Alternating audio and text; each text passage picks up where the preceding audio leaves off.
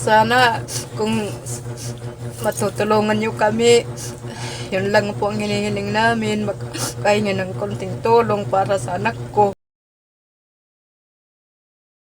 Pagpalang umaga sa inyo lahat guys. Another day, another vlog for today. At ngayong araw na to, may pupuntahan po ako ngayon na isang pamilya na nangangailangan po ng tulong. At siyempre, dahil po sa isang tao na lumapit po sa akin noong isang araw, dumaan po ako sa kanila. Tinawag po niya yung pangalan ko at kinausap ko po siya. At itong tao na po may busilak po na kalooban at siya po ay kusang lumapit sa akin para humingi ng tulong para doon sa isang pamilya na nangangailangan po ng tulong. Bagamat hindi po niya ito kano-ano, hindi po niya kadugo, pero dahil nais po niya makatulong sa isang pamilya na nangangailangan ng tulong, kaya po niya ako kinausap at nais ko po siyang i-welcome ngayon dahil kasama ko siya ngayon para puntahan po namin na yung isang pamilya. So gusto kong i-welcome po sa inyo si Ma'am Rhoda Uled. So andito po siya ngayon. So dito po tayo, Ma'am. So andito po ngayon si Ma'am Rhoda. Hi Ma'am Rhoda, good morning. Po, good morning So po. welcome po to Lakwatsero Pagbulig Vlog. So Good morning po, sir. ngayong araw na to, pupuntahan po namin ng isang pamilya dahil si Ma'am Rhoda po ang kumausap po sa akin na kung pwede daw bisitahin po namin at tingnan po namin. Baka sakali po mayroon kaming magawang tulong para sa isang bata na sobrang hirap na po sa kanyang kalagayan at nangangailangan po na po talaga ng tulong pinansyal. At baka sakali po sa ganitong paraan, makatulong po kami ni Ma'am Rhoda. At kaya ngayong araw na to, pupuntahan po namin. Punta natin, ano? Opo, sir. So alam mo si tara, punta kami. So kaano-ano mo siya? Yung babae lang po, Kilala mo? kilala ko lang po. Tapos tinawag niya po ako noong July 5. Oh, July 5, tagal na. Ano na ngayon? July 14. So, andito kami ngayon, guys. Tatanong muna kami. Hello! Opay! Hi, Terbalayday. What? Ano ba to? Nabudol na tayo. So, matagal na pala. July 5 po pala. During election po ng board Nagkausap board kayo. director Oo. Lihi ko. Sige, andito kami ngayon. Ito yung bahay nila. Sige po. Nandito na po yung kinausap ko pong vlogger na si Sir Danny. Nahingian po natin ng tulong. Tuloy po kayo. Dito na kami. Umupay. Magandang umaga po. Andito ako sa bahay po nila nanay dahil nakiusap po si nanay kay Ma'am Rhoda na kung pwede daw mapuntahan ko dito para makausap kasi po si nanay nanghihingi po siya ng tulong para sa kanyang anak. At ngayong araw na to kakausapin po natin si nanay. Nay, anong pangalan mo, nay? Lydia. Anong apelyido po, nay? Lisarondo. Ano? Lisarondo. Lisarondo. So nay, kumusta naman kayo ngayon dito, nay? Hindi ko kori. Hihirapan. Nahirapan sa buhay. So, ano ba yung problema? Kasi ang sabi sa akin ni Ma'am Rhoda Uled, may sakit daw po yung anak mo. Kaya po, Sir.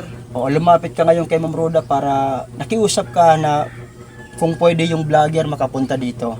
Kaya po ako nagpunta dito ngayon, guys, dahil nagbabakasakali po si Nanay Lydia na mabigyan po sila ng tulong para sa kanyang anak na may sakit at malala na po ang kalagayan ng kanyang anak, yung sakit ng anak niya. Kaya nanghihingi po siya ng tulong sa mga viewers at dito sa vlog na to, nay, nais po natin na mapagbigyan kayo ng oras at makausap kasi baka may mga tao na nais magpaabot ng tulong sa inyo, diba? Kaya nandito ako. So, naikwento mo nga yung pinagdaanan ng anak mo at ng pamilya mo. Ano ba yung sakit ng anak mo? Iya, sakit, ulcer. Ulcer. Bukol daw ha, tinai. Tapos, di pa daw siya pwede operahan kasi yung, timbang niya, di pa daw sapat. Sapat. Tapos, mga doktor,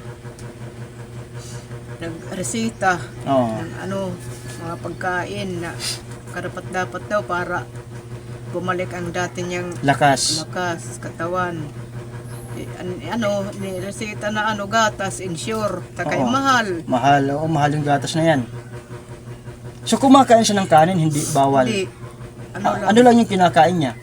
naka-blender. Naka-blender. So ibig sabihin, yung sakit ng ulcer, nalilipasan lang siya, pinabayaan lang. Siguro, Oo. pagkatapos, sabi ng doktor, di daw siya pwede operahan hanggat di pa bumabalik ang katawan niya na Oo. malaki, malakas. Dapat daw pagkain niya puro masustansya. Paano? Wala naman kami pantustos. Oo, wala. Kaya nahirapan na kayo sa buhay ngayon. So kahit man lang sa pagkain nyo araw-araw, Oo, kaya carrots, itlog, saka yung gatas na insure. Dapat insure daw. Kada kain niya may insure ang paano sa pagkain niya. Nasaan naman yung anak mo ngayon, Nay? Dito sa loob. Nandito. So pwede ba natin makita? Oo, Sige, sige. samahan niyo ako sa loob, Nay. So papasok tayo sa kwarto. So buksan ko lang to, Nay. Okay lang? Para... So magandang umaga. So andito yung anak niya. So andito tayo sa bahay niya. So dahil man rin kung magpisa naman. So magandang umaga, sir. So guys, andito po yung anak niya. Nakahiga lang po sa higaan. At tingnan po natin yung kanyang katawan. Payat na po si... Anong pangalan mo, sir? Ben. Ilang taon ka na, sir? 30 years old. So ito po si Sir Ben. Nakahiga na po dito sa kanyang higaan. Payat na po siya. May inoperahan ka na ba? Bypass. Ha? Para Bypass para pagkaon. Pagkakaon. Mga kawawa naman.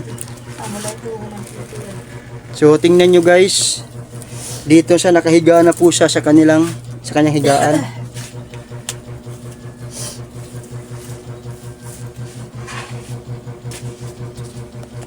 So hindi yan inoperahan. Ano pero? Inoperahan ka na pala. para lang pagkaon. Para pagkain. Sa pagkain lang yan. Hindi Oo. pa yung bukol tinanggal kasi kulang pa daw sa niya. Oo. Kulang sa timbang. Pero inoperahan ka na sa bukol. Wala pa. So ngayon, kaya tingnan nyo guys ang kalagayan po ni Sir, ni Sir Ben. So may opera na po yung kayang tiyan at mayroong tawag hus para sa pagkain niya araw-araw. At hindi na daw po siya nakakakain ng kanin, kailangan po niya ng mga insure na gatas pang araw-araw. So ngayon, kanina yung nanay, kausap ko, umiiyak. Dahil halos hindi na po niya kaya yung pangtustos para sa pangangailangan ng kanyang anak araw-araw. At bagamat kahit yung pagkain po nila, nahirapan na po yung nanay. Kasi ang tanging hanap buhay lang po ng kanyang nanay ay magsasaka sa palayan lang po ang kanilang kinabubuhay. At dito si Sir Ben ngayon nakahiga sa kanilang higaan. So Sir Ben, matanong ko lang, kumusta naman po yung kalagayan mo ngayon? Medyo okay ka na ngayon. Pero may mga nararamdaman kang sakit. Yung ano lang. Yung masakit mo yung dito sa may tiyan. Oo. So mga ilang taon ka na nakahiga lang, ilang taon ka na ganyan? Magwa 1 year na ito niya. Magwa 1 year ka na. Yan ang October. So walang follow-up check-up. Meron. Pero kung ano lang ng doktor, hanggat hindi bumabalik yung timbang, hindi pwedeng... Hindi ka pwedeng operahan.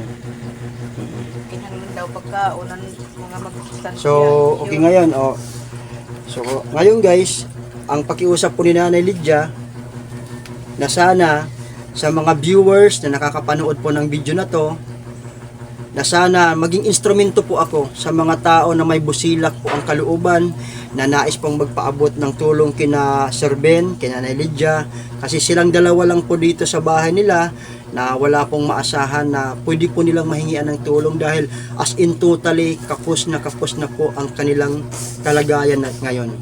So nakikiusap po ako sa mga nanonood, na mga viewers, sana po sa konting hiling po ni Sir Ben na mabigyan po natin ng konting tulong. Maliit man yan o malaki, handa po nating tanggapin para po sa kanya financial na magagamit po nila pang araw-araw sa pagkain, lalong-lalo na po sa panggatas po niya. Kasi po si Sir Ben hindi na po siya nakakakain ng kanin, kundi puro na lang po yung gatas na insure. Tama? Okay sir, makiusap po kayo, hingi po tayo ng tulong sa viewers. sa mga viewers po, humihingi po ako ng tulong. Kahit konting tulong lang po para sa pagkain ko at para bumalik na yung katawan ko para maoperahan ako at makatulong ako sa aking mga magulang. Bumalik yung dati. Saka wala na kasi kaming pagkukunan para sa pagkain ko eh. Kaya kahit konting tulong po, tatanawin ko kung malaking utang na loob sa inyo. Salamat po. Okay. Mga viewer, humihingi po ako sa inyo ng kahit konting tulong para sa anak ko. Kasi hindi na po kami nakakabili ng insure kasi ang mahal-mahal. Wala na po kaming pupuntahan. Wala nang pagkakakita ng pera. Sana patulungan niyo po kami. Kahit konti man lang.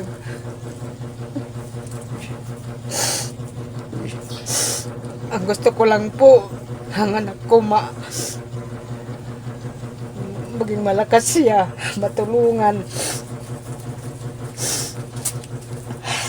Sana kung matutulungan niyo kami, yun lang po ang hinihiling namin, magkahingi ng konting tulong para sa anak ko, makabili man lang ng gatas sa